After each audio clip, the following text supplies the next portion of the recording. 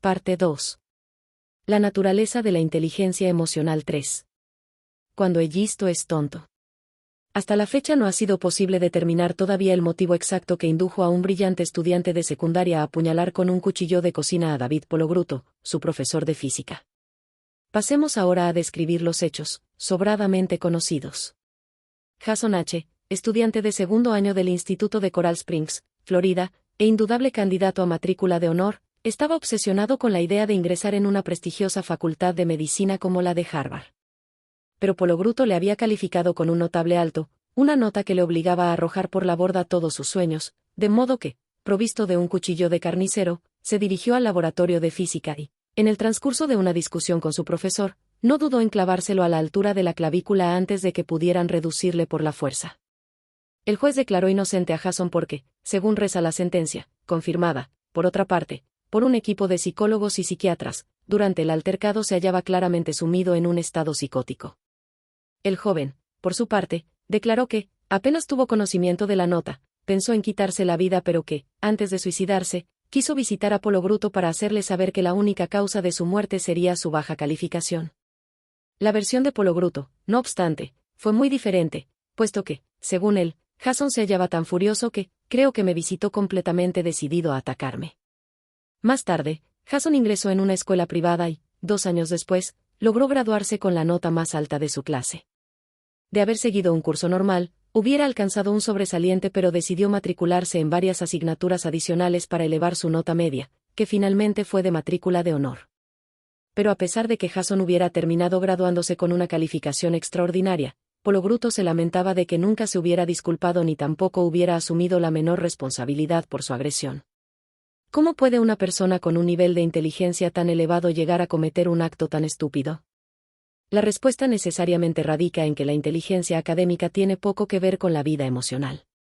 Hasta las personas más descollantes y con un CI más elevado pueden ser pésimos timoneles de su vida y llegar a zozobrar en los escollos de las pasiones desenfrenadas y los impulsos ingobernables. A pesar de la consideración popular que suelen recibir, uno de los secretos a voces de la psicología es la relativa incapacidad de las calificaciones académicas, del CI, o de la puntuación alcanzada en el SAT Test de Aptitud Académico, abreviatura de Scholastic Aptitude Test, el examen de aptitud escolar que realizan los estudiantes estadounidenses que acceden a la universidad, para predecir el éxito en la vida. A decir verdad, desde una perspectiva general sí que parece existir, en un sentido amplio, cierta relación entre el CI y las circunstancias por las que discurre nuestra vida. De hecho, las personas que tienen un bajo CI suelen acabar desempeñando trabajos muy mal pagados mientras que quienes tienen un elevado CI tienden a estar mucho mejor remunerados. Pero esto, ciertamente, no siempre ocurre así. Existen muchas más excepciones a la regla de que el CI predice del éxito en la vida que situaciones que se adapten a la norma. En el mejor de los casos, el CI parece aportar tan solo un 20% de los factores determinantes del éxito, lo cual supone que el 80% restante depende de otra clase de factores. Como ha subrayado un observador, en última instancia, la mayor parte de los elementos que determinan el logro de una mejor o peor posición social no tienen que ver tanto con el CI como con factores tales como la clase social o la suerte. Incluso autores como Richard Bernstein y Charles Murray, cuyo libro Titebel Curve atribuye al CL una relevancia incuestionable, reconocen que, tal vez fuera mejor que un estudiante de primer año de universidad con una puntuación SAT en matemáticas de 500 no aspirara a dedicarse a las ciencias exactas, lo cual no obsta para que no trate de realizar sus sueños de montar su propio negocio, llegar a ser senador o ahorrar $1.000.000. La relación existente entre la puntuación alcanzada en el SAT y el logro de nuestros objetivos vitales se ve frustrada por otras características. Mi principal interés está precisamente centrado en estas otras características, a las que hemos dado en llamar inteligencia emocional, características como la capacidad de motivarnos a nosotros mismos, de perseverar en el empeño a pesar de las posibles frustraciones, de controlar los impulsos, de diferir las gratificaciones, de regular nuestros propios estados de ánimo, de evitar que la angustia interfiera con nuestras facultades racionales y, por último, pero no por ello, menos importante, la capacidad de empatizar y confiar en los demás. A diferencia de lo que ocurre con el CL, cuya investigación sobre centenares de miles de personas tiene casi un siglo de historia, la inteligencia emocional es un concepto muy reciente. De hecho, ni siquiera nos hallamos en condiciones de determinar con precisión el grado de variabilidad interpersonal de la inteligencia emocional. Lo que sí podemos hacer, a la vista de los datos de que disponemos, es avanzar que la inteligencia emocional puede resultar tan decisiva, y, en ocasiones, incluso más, que el CL. Y, frente a quienes son de la opinión de que ni la experiencia ni la educación pueden modificar sustancialmente el resultado del cual trataré de demostrar, en la quinta parte, que, si nos tomamos la molestia de educarles, nuestros hijos pueden aprender a desarrollar las habilidades emocionales fundamentales. La inteligencia emocional y el destino. Recuerdo a un compañero de clase que había obtenido 5 puntuaciones de 800 en el SAT y otros tests de rendimiento académico que nos habían pasado antes de ingresar en el Amherst College. Pero, a pesar de sus extraordinarias facultades intelectuales, mi amigo tardó casi 10 años en graduarse porque pasaba la mayor parte del tiempo tumbado, se acostaba tarde, dormía hasta el mediodía y apenas se asistía a las clases.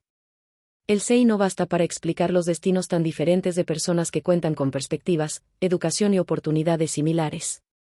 Durante la década de los 40, un periodo en el que, como ocurre actualmente, los estudiantes con un elevado CI se hallaban adscritos a la Ivy League de universidades, la Ivy League constituye un grupo selecto de 8 universidades privadas de Nueva Inglaterra famosas por su prestigio académico y social. Se llevó a cabo un seguimiento de varios años de duración sobre 95 estudiantes de Harvard que dejó meridianamente claro que quienes habían obtenido las calificaciones universitarias más elevadas no habían alcanzado un éxito laboral, en términos de salario, productividad o escalafón profesional, comparativamente superior a aquellos compañeros suyos que habían alcanzado una calificación inferior.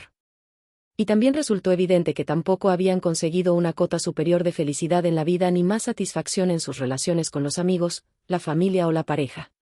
En la misma época se llevó a cabo un seguimiento similar sobre 450 adolescentes, hijos, en su mayor parte, de emigrantes, 2/3 de los cuales procedían de familias que vivían de la asistencia social, que habían crecido en Somerville, Massachusetts, un barrio que por aquella época era un suburbio ruinoso, enclavado a pocas manzanas de la Universidad de Harvard. Y, aunque 1/3 de ellos no superase el coeficiente intelectual de 90, también resultó evidente que el CI tiene poco que ver con el grado de satisfacción que una persona alcanza tanto en su trabajo como en las demás facetas de su vida. Por ejemplo, el 7% de los varones que habían obtenido un CI inferior a 80 permanecieron en el paro durante más de 10 años, lo mismo que ocurrió con el 7% de quienes habían logrado un CI superior a 100. A decir verdad, el estudio también parecía mostrar, como ocurre siempre, una relación general entre el CI y el nivel socioeconómico alcanzado a la edad de 47 años, pero lo cierto es que la diferencia existente radica en las habilidades adquiridas en la infancia, como la capacidad de afrontar las frustraciones, controlar las emociones o saber llevarse bien con los demás. Veamos, a continuación, los resultados, todavía provisionales, de un estudio realizado sobre 81 valedictorians y salutatorians. Los valedictorians son los alumnos que pronuncian los discursos de despedida en la ceremonia de entrega de diplomas, mientras que los salutatorians son aquellos que pronuncian los discursos de salutación en las ceremonias de apertura del curso universitario, del curso de 1981 de los Institutos de Enseñanza Media de Illinois. Todos ellos habían obtenido las puntuaciones medias más elevadas de su clase, pero, a pesar de que siguieron teniendo éxito en la universidad y alcanzaron excelentes calificaciones, a la edad de 30 años no podía decirse que hubieran obtenido un éxito social comparativamente relevante. 10 años después de haber finalizado la enseñanza secundaria, solo 1 de cada 4 de estos jóvenes había logrado un nivel profesional más elevado que la media de su edad, y a muchos de ellos, por cierto, les iba bastante peor. Karen Amold, profesora de pedagogía de la Universidad de Boston y una de las investigadoras que llevó a cabo el seguimiento recién descrito, afirma: creo que hemos descubierto a la gente cumplidora, a las personas que saben lo que hay que hacer para tener éxito en el sistema, pero el hecho es que los valedictorians tienen que esforzarse tanto como los demás. Saber que una persona ha logrado graduarse con unas notas excelentes equivale a saber que es sumamente buena o bueno en las pruebas de evaluación académicas, pero no nos dice absolutamente nada en cuanto al modo en que reaccionará ante las vicisitudes que le presente la vida. Y este es precisamente el problema, porque la inteligencia académica no ofrece la menor preparación para la multitud de dificultades, o de oportunidades, a la que deberemos enfrentarnos a lo largo de nuestra vida. No obstante, aunque un elevado CI no constituya la menor garantía de prosperidad, prestigio ni felicidad, nuestras escuelas y nuestra cultura, en general, siguen insistiendo en el desarrollo de las habilidades académicas en detrimento de la inteligencia emocional, de ese conjunto de rasgos, que algunos llaman carácter, que tan decisivo resulta para nuestro destino personal. Al igual que ocurre con la lectura o con las matemáticas, por ejemplo, la vida emocional constituye un ámbito, que incluye un determinado conjunto de habilidades, que puede dominarse con mayor o menor pericia. Y el grado de dominio que alcance una persona sobre estas habilidades resulta decisivo para determinar el motivo por el cual ciertos individuos prosperan en la vida mientras que otros, con un nivel intelectual similar, acaban en un callejón sin salida. La competencia emocional constituye, en suma, una metahabilidad que determina el grado de destreza que alcanzaremos en el dominio de todas nuestras otras facultades, entre las cuales se incluye el intelecto puro. Existen, por supuesto, multitud de caminos que conducen al éxito en la vida, y muchos dominios en los que las aptitudes emocionales son extraordinariamente importantes. En una sociedad como la nuestra, que atribuye una importancia cada vez mayor al conocimiento, la habilidad técnica es indudablemente esencial. Hay un chiste infantil a este respecto que dice que no deberíamos extrañarnos si dentro de unos años tenemos que trabajar para quien hoy en día consideramos tonto. En cualquiera de los casos, en la tercera parte veremos que hasta los tontos pueden beneficiarse de la inteligencia emocional para alcanzar una posición laboral privilegiada. Existe una clara evidencia de que las personas emocionalmente desarrolladas, es decir, las personas que gobiernan adecuadamente sus sentimientos, y asimismo saben interpretar y relacionarse efectivamente con los sentimientos de los demás, disfrutan de una situación ventajosa en todos los dominios de la vida, desde el noviazgo y las relaciones íntimas hasta la comprensión de las reglas tácitas que gobiernan el éxito en el seno de una organización. Las personas que han desarrollado adecuadamente las habilidades emocionales suelen sentirse más satisfechas, son más eficaces y más capaces de dominar los hábitos mentales que determinan la productividad. Quienes, por el contrario, no pueden controlar su vida emocional, se debaten en constantes luchas internas que socavan su capacidad de trabajo y les impiden pensar con la suficiente claridad. La inteligencia emocional y el destino. Recuerdo a un compañero de clase que había obtenido 5 puntuaciones de 800 en el SAT y otros tests de rendimiento académico que nos habían pasado antes de ingresar en el Amherst College. Pero, a pesar de sus extraordinarias facultades intelectuales, mi amigo tardó casi 10 años en graduarse porque pasaba la mayor parte del tiempo tumbado, se acostaba tarde, dormía hasta el mediodía y apenas se asistía a las clases. El SEI no basta para explicar los destinos tan diferentes de personas que cuentan con perspectivas, educación y oportunidades similares. Durante la década de los 40, un periodo en el que, como ocurre actualmente, los estudiantes con un elevado SEI se hallaban adscritos a la Ivy League de universidades, la Ivy League constituye un grupo selecto de 8 universidades privadas de Nueva Inglaterra famosas por su prestigio académico y social. Se llevó a cabo un seguimiento de varios años de duración sobre 95 estudiantes de Harvard que dejó meridianamente claro que quienes habían obtenido las calificaciones universitarias más elevadas no habían alcanzado un éxito laboral, en términos de salario, productividad o escalafón profesional, comparativamente superior a aquellos compañeros suyos que habían alcanzado una calificación inferior. Y también resultó evidente que tampoco habían conseguido una cota superior de felicidad en la vida ni más satisfacción en sus relaciones con los amigos, la familia o la pareja. En la misma época se llevó a cabo un seguimiento similar sobre 450 adolescentes, hijos, en su mayor parte, de emigrantes, 2/3 de los cuales procedían de familias que vivían de la asistencia social, que habían crecido en Somerville, Massachusetts, un barrio que por aquella época era un suburbio ruinoso, enclavado a pocas manzanas de la Universidad de Harvard. Y, aunque 1/3 de ellos no superase el coeficiente intelectual de 90, también resultó evidente que el SEI tiene poco que ver con el grado de satisfacción que una persona alcanza tanto en su trabajo como en las demás facetas de su vida. Por ejemplo, el 7% de los varones que habían obtenido un SEI inferior a 80 permanecieron en el paro durante más de 10 años, lo mismo que ocurrió con el 7% de quienes habían logrado un SEI superior a 100. A decir verdad, el estudio también parecía mostrar, como ocurre siempre, una relación general entre el SEI y el nivel socioeconómico alcanzado a la edad de 47 años, pero lo cierto es que la diferencia existente radica en las habilidades adquiridas en la infancia, como la capacidad de afrontar las frustraciones, controlar las emociones o saber llevarse bien con los demás.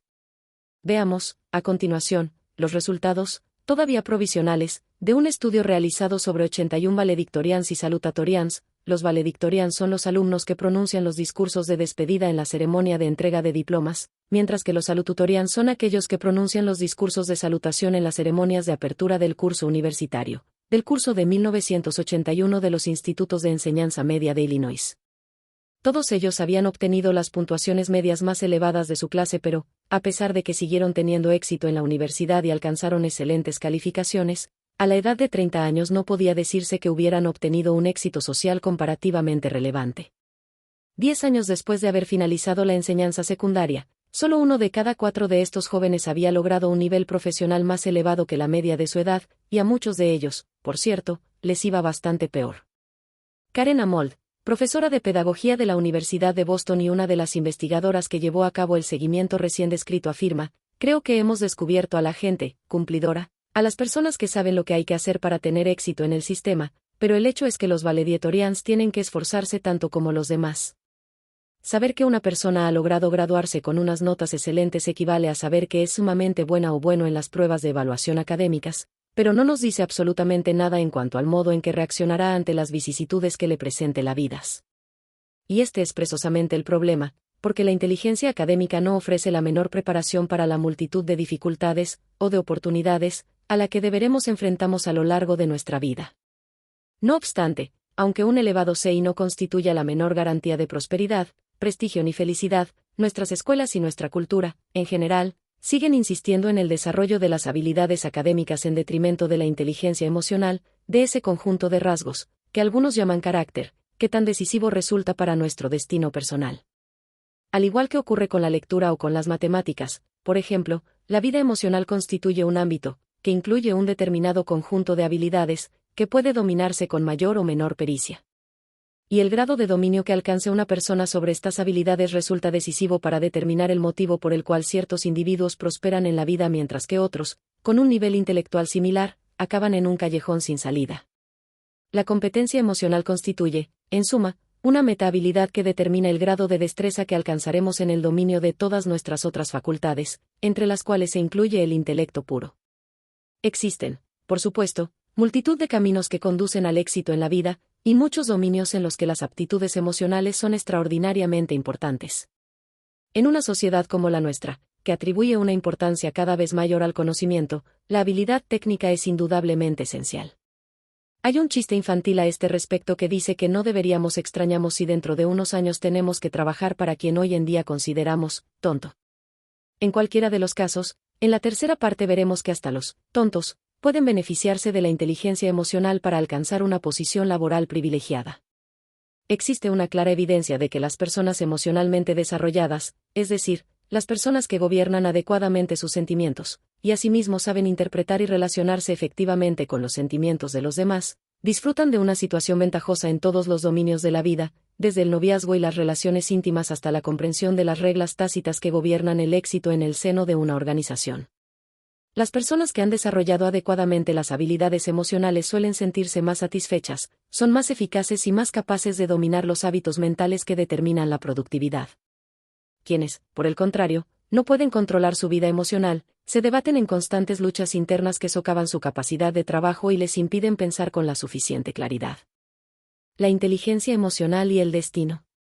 Recuerdo a un compañero de clase que había obtenido 5 puntuaciones de 800 en el SAT y otros tests de rendimiento académico que nos habían pasado antes de ingresar en el Amherst College.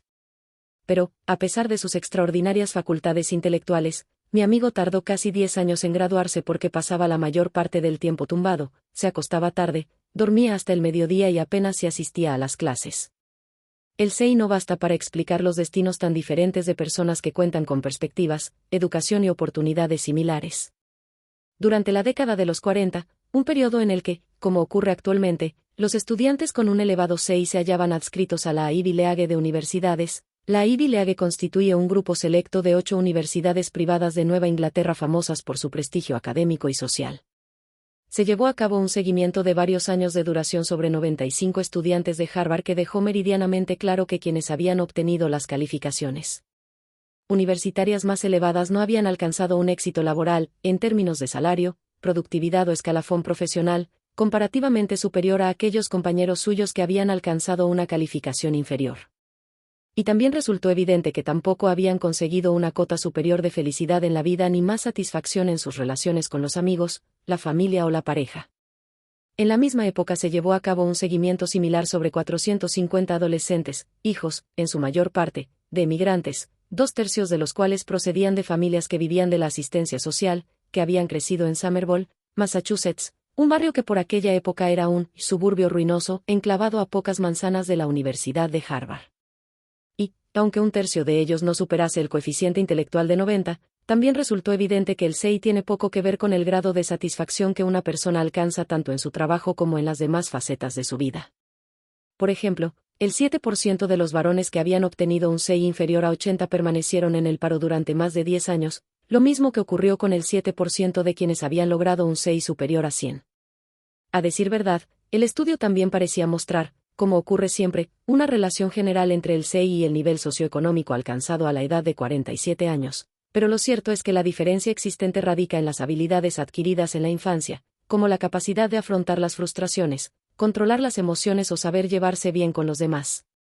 Veamos, a continuación, los resultados, todavía provisionales, de un estudio realizado sobre 81 valedictorians y salutatorians. Los valedictorians son los alumnos que pronuncian los discursos de despedida en la ceremonia de entrega de diplomas, mientras que los salutatorians son aquellos que pronuncian los discursos de salutación en las ceremonias de apertura del curso universitario, del curso de 1981 de los Institutos de Enseñanza Media de Illinois. Todos ellos habían obtenido las puntuaciones medias más elevadas de su clase, pero, a pesar de que siguieron teniendo éxito en la universidad y alcanzaron excelentes calificaciones, a la edad de 30 años no podía decirse que hubieran obtenido un éxito social comparativamente relevante. 10 años después de haber finalizado la enseñanza secundaria, solo 1 de cada 4 de estos jóvenes había logrado un nivel profesional más elevado que la media de su edad, y a muchos de ellos, por cierto, les iba bastante peor. Karen Amold, profesora de pedagogía de la Universidad de Boston y una de las investigadoras que llevó a cabo el seguimiento recién descrito, afirma: creo que hemos descubierto a la gente cumplidora, a las personas que saben lo que hay que hacer para tener éxito en el sistema, pero el hecho es que los valedictorians tienen que esforzarse tanto como los demás. Saber que una persona ha logrado graduarse con unas notas excelentes equivale a saber que es sumamente buena o bueno en las pruebas de evaluación académicas, pero no nos dice absolutamente nada en cuanto al modo en que reaccionará ante las vicisitudes que le presente la vida. Y este es precisamente el problema, porque la inteligencia académica no ofrece la menor preparación para la multitud de dificultades, o de oportunidades, a la que deberemos enfrentarnos a lo largo de nuestra vida. No obstante, aunque un elevado CI no constituya la menor garantía de prosperidad, prestigio ni felicidad, nuestras escuelas y nuestra cultura, en general, siguen insistiendo en el desarrollo de las habilidades académicas en detrimento de la inteligencia emocional, de ese conjunto de rasgos, que algunos llaman carácter, que tan decisivo resulta para nuestro destino personal. Al igual que ocurre con la lectura o con las matemáticas, por ejemplo, la vida emocional constituye un ámbito, que incluye un determinado conjunto de habilidades, que puede dominarse con mayor o menor pericia. Y el grado de dominio que alcance una persona sobre estas habilidades resulta decisivo para determinar el motivo por el cual ciertos individuos prosperan en la vida mientras que otros, con un nivel intelectual similar, acaban en un callejón sin salida. La competencia emocional constituye, en suma, una metahabilidad que determina el grado de destreza que alcanzaremos en el dominio de todas nuestras otras facultades, entre las cuales se incluye el intelecto puro. Existen, por supuesto, multitud de caminos que conducen al éxito en la vida, y muchos dominios en los que las aptitudes emocionales son extraordinariamente importantes. En una sociedad como la nuestra, que atribuye una importancia cada vez mayor al conocimiento, la habilidad técnica es indudablemente esencial. Hay un chiste infantil a este respecto que dice que no deberíamos extrañarnos si dentro de unos años tenemos que trabajar para quien hoy en día consideramos tonto. En cualquiera de los casos, en la tercera parte veremos que hasta los tontos pueden beneficiarse de la inteligencia emocional para alcanzar una posición laboral privilegiada. Existe una clara evidencia de que las personas emocionalmente desarrolladas, es decir, las personas que gobiernan adecuadamente sus sentimientos, y asimismo saben interpretar y relacionarse efectivamente con los sentimientos de los demás, disfrutan de una situación ventajosa en todos los dominios de la vida, desde el noviazgo y las relaciones íntimas hasta la comprensión de las reglas tácitas que gobiernan el éxito en el seno de una organización. Las personas que han desarrollado adecuadamente las habilidades emocionales suelen sentirse más satisfechas, son más eficaces y más capaces de dominar los hábitos mentales que determinan la productividad. Quienes, por el contrario, no pueden controlar su vida emocional, se debaten en constantes luchas internas que socavan su capacidad de trabajo y les impiden pensar con la suficiente claridad. La inteligencia emocional y el destino.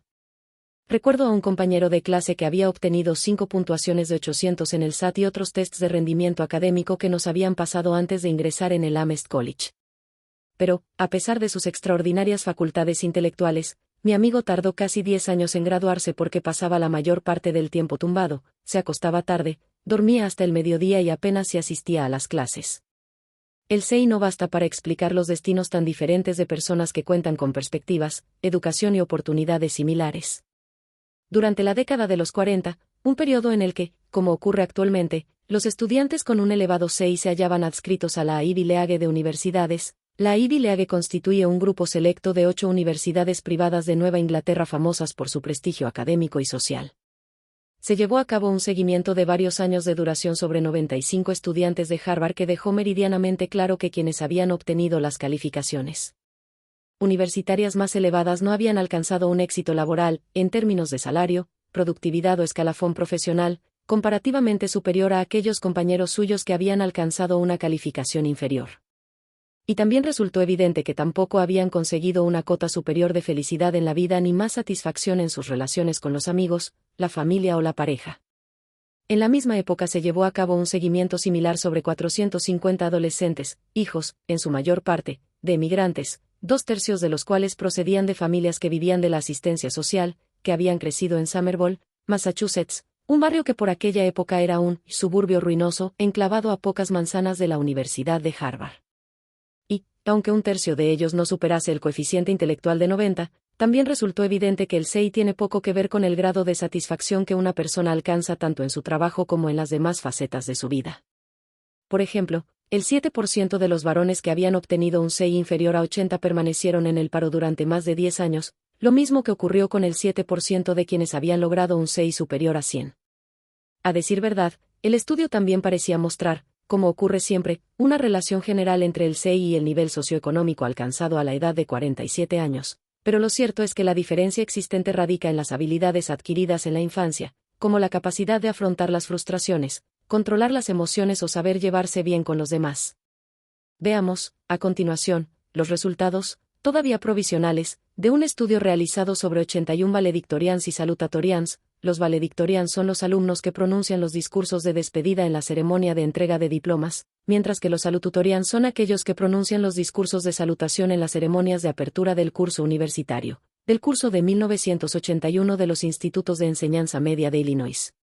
Todos ellos habían obtenido las puntuaciones medias más elevadas de su clase, pero, a pesar de que siguieron teniendo éxito en la universidad y alcanzaron excelentes calificaciones, a la edad de 30 años no podía decirse que hubieran obtenido un éxito social comparativamente relevante. 10 años después de haber finalizado la enseñanza secundaria, solo 1 de cada 4 de estos jóvenes había logrado un nivel profesional más elevado que la media de su edad, y a muchos de ellos, por cierto, les iba bastante peor. Karen Amold, profesora de pedagogía de la Universidad de Boston y una de las investigadoras que llevó a cabo el seguimiento recién descrito, afirma: creo que hemos descubierto a la gente cumplidora, a las personas que saben lo que hay que hacer para tener éxito en el sistema, pero el hecho es que los valedictorians tienen que esforzarse tanto como los demás. Saber que una persona ha logrado graduarse con unas notas excelentes equivale a saber que es sumamente buena o bueno en las pruebas de evaluación académicas, pero no nos dice absolutamente nada en cuanto al modo en que reaccionará ante las vicisitudes que le presente la vida. Y este es precisamente el problema, porque la inteligencia académica no ofrece la menor preparación para la multitud de dificultades, o de oportunidades, a la que deberemos enfrentarnos a lo largo de nuestra vida. No obstante, aunque un elevado CI no constituya la menor garantía de prosperidad, prestigio ni felicidad, nuestras escuelas y nuestra cultura, en general, siguen insistiendo en el desarrollo de las habilidades académicas en detrimento de la inteligencia emocional, de ese conjunto de rasgos, que algunos llaman carácter, que tan decisivo resulta para nuestro destino personal. Al igual que ocurre con la lectura o con las matemáticas, por ejemplo, la vida emocional constituye un ámbito, que incluye un determinado conjunto de habilidades, que puede dominarse con mayor o menor pericia. Y el grado de dominio que alcance una persona sobre estas habilidades resulta decisivo para determinar el motivo por el cual ciertos individuos prosperan en la vida mientras que otros, con un nivel intelectual similar, acaban en un callejón sin salida. La competencia emocional constituye, en suma, una metahabilidad que determina el grado de destreza que alcanzaremos en el dominio de todas nuestras otras facultades, entre las cuales se incluye el intelecto puro. Existen, por supuesto, multitud de caminos que conducen al éxito en la vida, y muchos dominios en los que las aptitudes emocionales son extraordinariamente importantes. En una sociedad como la nuestra, que atribuye una importancia cada vez mayor al conocimiento, la habilidad técnica es indudablemente esencial. Hay un chiste infantil a este respecto que dice que no deberíamos extrañarnos si dentro de unos años tenemos que trabajar para quien hoy en día consideramos tonto. En cualquiera de los casos, en la tercera parte veremos que hasta los tontos pueden beneficiarse de la inteligencia emocional para alcanzar una posición laboral privilegiada. existe una clara evidencia de que las personas emocionalmente desarrolladas, es decir, las personas que gobiernan adecuadamente sus sentimientos, y asimismo saben interpretar y relacionarse efectivamente con los sentimientos de los demás, disfrutan de una situación ventajosa en todos los dominios de la vida, desde el noviazgo y las relaciones íntimas hasta la comprensión de las reglas tácitas que gobiernan el éxito en el seno de una organización. Las personas que han desarrollado adecuadamente las habilidades emocionales suelen sentirse más satisfechas, son más eficaces y más capaces de dominar los hábitos mentales que determinan la productividad. Quienes, por el contrario, no pueden controlar su vida emocional, se debaten en constantes luchas internas que socavan su capacidad de trabajo y les impiden pensar con la suficiente claridad. El CI y la inteligencia emocional, los tipos puros. El CI y la inteligencia emocional no son conceptos contrapuestos sino tan solo diferentes. Todos nosotros representamos una combinación peculiar entre el intelecto y la emoción. Las personas que tienen un elevado CI, pero que, en cambio, manifiestan una escasa inteligencia emocional o que, por el contrario, muestran un bajo CI con una elevada inteligencia emocional, suelen ser, a pesar de los estereotipos, relativamente raras. En cambio, parece como si existiera una débil correlación entre el CI y ciertos aspectos de la inteligencia emocional, aunque una correlación lo suficientemente débil como para dejar bien claro que se trata de entidades completamente independientes. A diferencia de lo que ocurre con los test habituales del CI, no existe, ni jamás podrá existir, un solo test de papel y lápiz capaz de determinar el grado de inteligencia emocional. Aunque se ha llevado a cabo una amplia investigación de los elementos que componen la inteligencia emocional, algunos de ellos, como la empatía, por ejemplo, solo pueden valorarse poniendo a prueba la habilidad real de la persona para ejecutar una tarea específica como, por ejemplo, el reconocimiento de las expresiones faciales ajenas grabadas en video. Aún así, Jack Block, psicólogo de la Universidad Californiana de Berkeley, utilizando una medida muy similar a la inteligencia emocional que él denomina capacidad adaptativa del ego y que incluye las principales competencias emocionales y sociales, ha establecido una comparación de dos tipos teóricamente puros, el tipo puro de individuo con un elevado CI y el tipo puro de individuo con aptitudes emocionales altamente desarrolladas. Las diferencias encontradas a este respecto son sumamente expresivas. El tipo puro de individuo con un alto CI, esto es, soslayando la inteligencia emocional, constituye casi una caricatura del intelectual entregado al dominio de la mente pero completamente inepto en su mundo personal. Los rasgos más sobresalientes difieren ligeramente entre mujeres y hombres. No es de extrañar que los hombres con un elevado CI se caractericen por una amplia gama de intereses y habilidades intelectuales y suelan ser ambiciosos, productivos, predecibles, tenaces y poco dados a reparar en sus propias necesidades. Tienden a ser críticos, condescendientes, aprensivos, inhibidos, a sentirse incómodos con la sexualidad y las experiencias sensoriales en general y son poco expresivos, distantes y emocionalmente fríos y tranquilos. Por el contrario, los hombres que poseen una elevada inteligencia emocional suelen ser socialmente equilibrados, extravertidos, alegres, poco predispuestos a la timidez y a rumiar sus preocupaciones.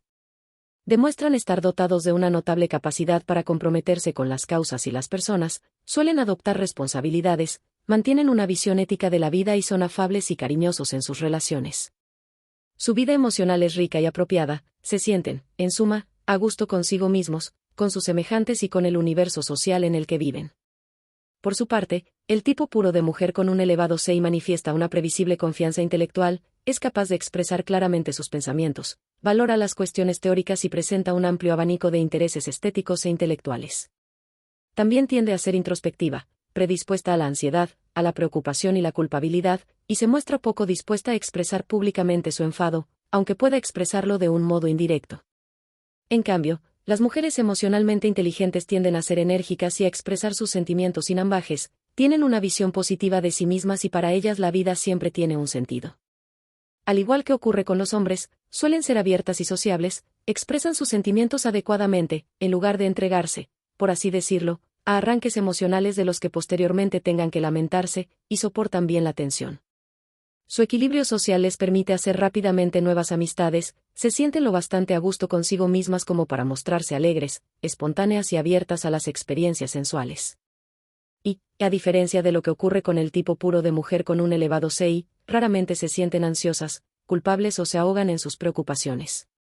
Estos retratos, obviamente, resultan caricaturescos porque toda persona es el resultado de la combinación, en distintas proporciones, entre el CI y la inteligencia emocional. Pero, en cualquier caso, nos ofrecen una visión sumamente instructiva del tipo de aptitudes específicas que ambas dimensiones pueden aportar al conglomerado de cualidades que constituye una persona. Ambas imágenes, pues, se presentan combinadas porque toda persona posee inteligencia cognitiva e inteligencia emocional, aunque lo cierto es que la inteligencia emocional aporta, con mucha diferencia, la clase de cualidades que más nos ayudan a convertirnos en auténticos seres humanos. El CI y la inteligencia emocional, los tipos puros. El CI y la inteligencia emocional no son conceptos contrapuestos sino tan solo diferentes. Todos nosotros representamos una combinación peculiar entre el intelecto y la emoción. Las personas que tienen un elevado CI, pero que, en cambio manifiestan una escasa inteligencia emocional o que, por el contrario, muestran un bajo CI con una elevada inteligencia emocional, suelen ser, a pesar de los estereotipos relativamente raras.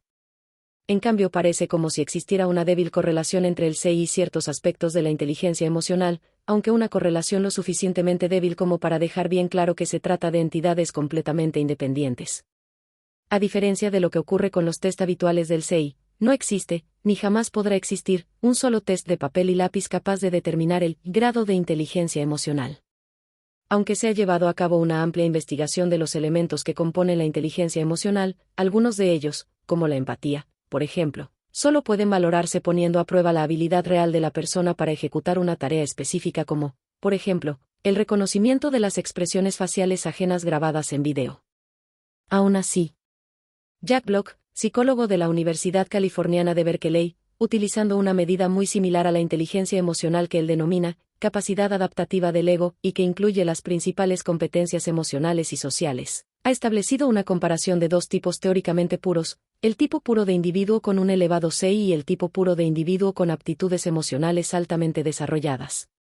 Las diferencias encontradas a este respecto son sumamente expresivas. El tipo puro de individuo con un alto CI, esto es, soslayando la inteligencia emocional, constituye casi una caricatura del intelectual entregado al dominio de la mente pero completamente inepto en su mundo personal.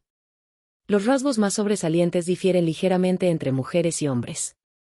No es de extrañar que los hombres con un elevado CI se caractericen por una amplia gama de intereses y habilidades intelectuales y suelan ser ambiciosos, productivos, predecibles, tenaces y poco dados a reparar en sus propias necesidades. Tienden a ser críticos, condescendientes, aprensivos, inhibidos, a sentirse incómodos con la sexualidad y las experiencias sensoriales en general y son poco expresivos, distantes y emocionalmente fríos y tranquilos. Por el contrario, los hombres que poseen una elevada inteligencia emocional suelen ser socialmente equilibrados, extravertidos, alegres, poco predispuestos a la timidez y a rumiar sus preocupaciones. Demuestran estar dotados de una notable capacidad para comprometerse con las causas y las personas, suelen adoptar responsabilidades, mantienen una visión ética de la vida y son afables y cariñosos en sus relaciones. Su vida emocional es rica y apropiada, se sienten, en suma, a gusto consigo mismos, con sus semejantes y con el universo social en el que viven. Por su parte, el tipo puro de mujer con un elevado CI manifiesta una previsible confianza intelectual, es capaz de expresar claramente sus pensamientos, valora las cuestiones teóricas y presenta un amplio abanico de intereses estéticos e intelectuales.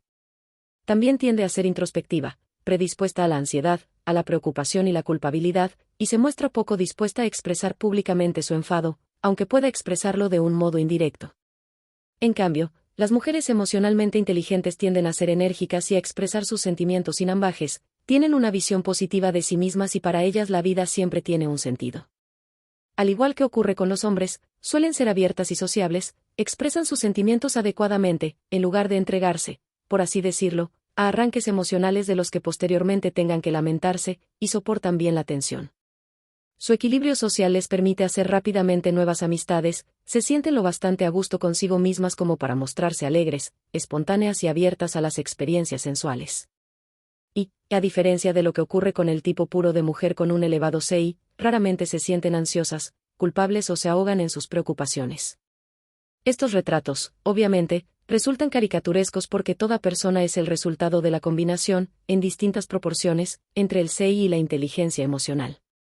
Pero, en cualquier caso, nos ofrecen una visión sumamente instructiva del tipo de aptitudes específicas que ambas dimensiones pueden aportar al conglomerado de cualidades que constituye una persona. Ambas imágenes, pues, se presentan combinadas porque toda persona posee inteligencia cognitiva e inteligencia emocional, aunque lo cierto es que la inteligencia emocional aporta, con mucha diferencia, La clase de cualidades que más nos ayudan a convertirnos en auténticos seres humanos.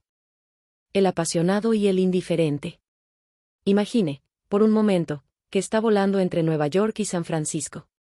El vuelo ha sido muy tranquilo, pero, al aproximarse a las montañas rocosas, se escucha la voz del piloto advirtiendo: señoras y caballeros, estamos a punto de atravesar una zona de turbulencia atmosférica.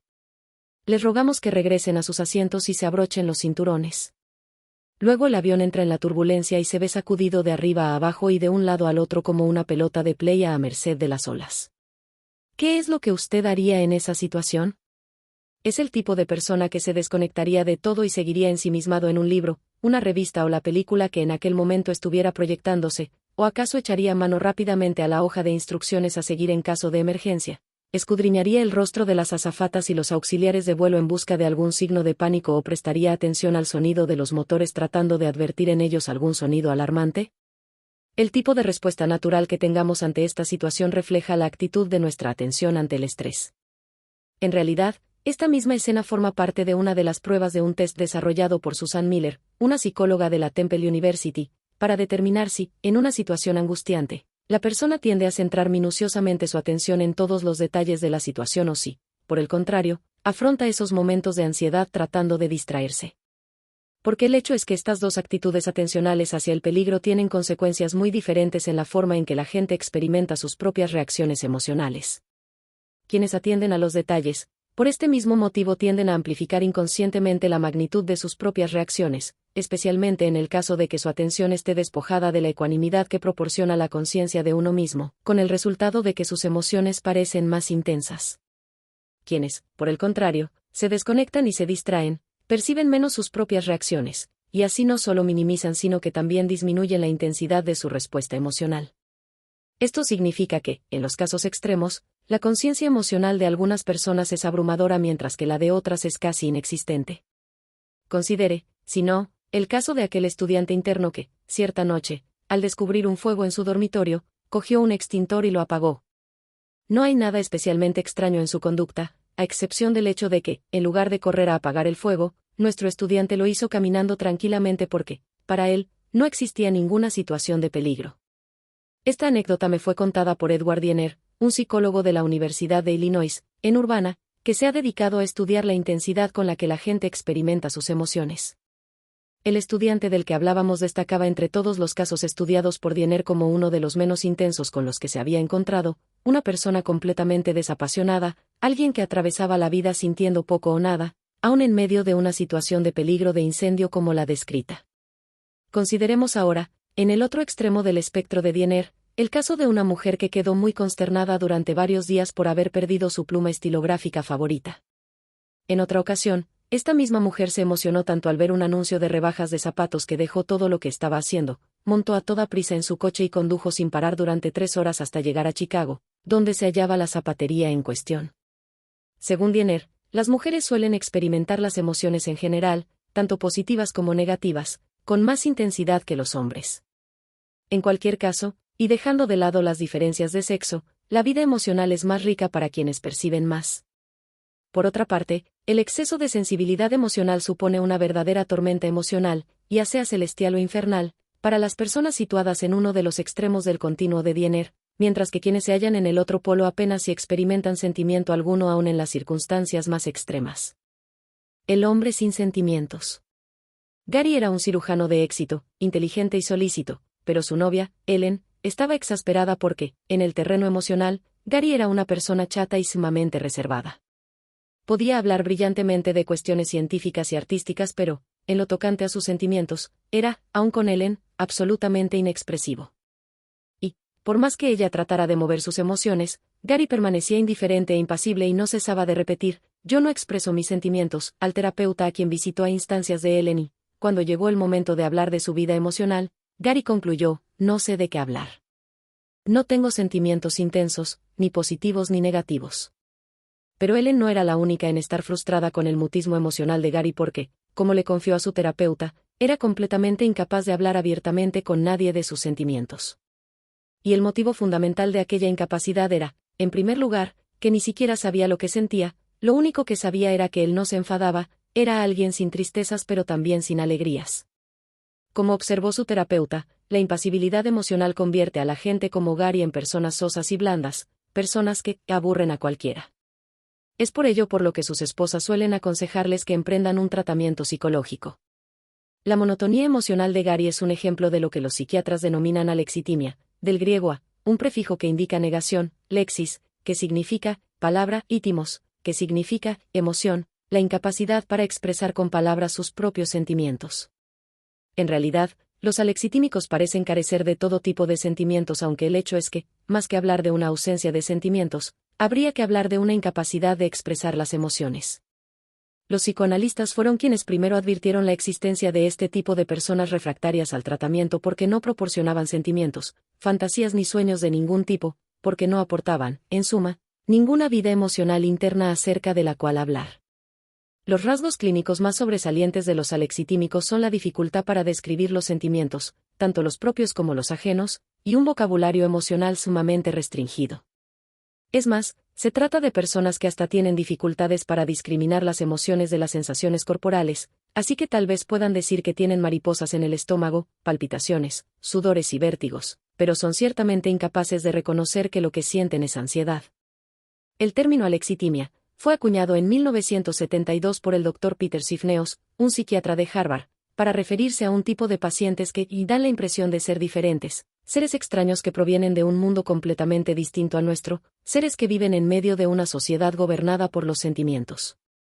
Los alexitímicos, por ejemplo, rara vez lloran, pero, cuando lo hacen, sus lágrimas son copiosas y se quedan desconcertados si se les pregunta por el motivo de su llanto. Una paciente alexitímica, por ejemplo, quedó tan apesadumbrada después de haber visto una película de una mujer con 8 hijos que estaba muriendo de cáncer, que aquella misma noche se despertó llorando. Cuando el terapeuta le sugirió que tal vez estuviera preocupada porque la película le recordara a su propia madre, que, por cierto, también se hallaba a punto de morir de cáncer, la mujer se sentó inmóvil, desconcertada y en silencio. Luego, cuando el terapeuta le preguntó qué era lo que sentía, lo único que pudo articular fue que se sentía muy mal y agregó que, a pesar de las ganas de llorar que experimentaba, ignoraba cuál era el verdadero motivo de su llanto. Ese es precisamente el nudo del problema. No es que los alexitímicos no sientan, sino que son incapaces de saber y especialmente incapaces de poner en palabras lo que sienten. Se trata de personas que carecen de la habilidad fundamental de la inteligencia emocional, la conciencia de uno mismo, el conocimiento de lo que están sintiendo en el mismo momento en que las emociones bullen en su interior. Los alexitímicos ni siquiera tienen una idea de lo que están sintiendo y, en este sentido, son un ejemplo que refuta claramente la creencia de que todos sabemos cuáles son nuestros sentimientos. Cuando algo, o, más exactamente, alguien, les hace sentir, se quedan tan conmovidos y perplejos, que tratan de evitar esta situación a toda costa. Los sentimientos llegan a ellos, cuando lo hacen, como un desconcertante manojo de tensiones y, como ocurría en el caso de la paciente que acabamos de mencionar, se sienten y muy mal, pero no pueden decir exactamente qué tipo de mal es el que sienten.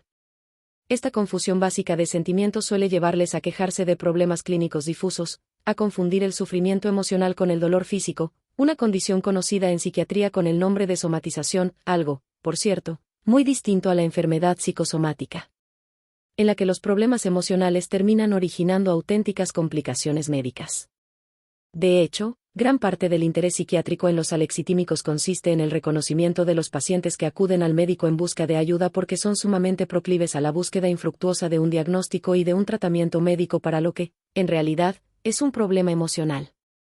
Aunque la causa de la alexitimia todavía no esté claramente establecida, el Dr. Sifneos apunta a la posibilidad de que radique en una desconexión entre el sistema límbico y el neocórtex, especialmente los centros verbales, lo cual parece coincidir perfectamente con lo que hemos visto con respecto al cerebro emocional. Según Sifneos, aquellos pacientes a quienes, para aliviarles de algún tipo de ataques graves, se ha seccionado esa conexión, terminan liberándose de sus síntomas pero se convierten en personas parecidas a los alexitímicos, personas emocionalmente chatas, incapaces de poner sus sentimientos en palabras y súbitamente despojados de toda imaginación.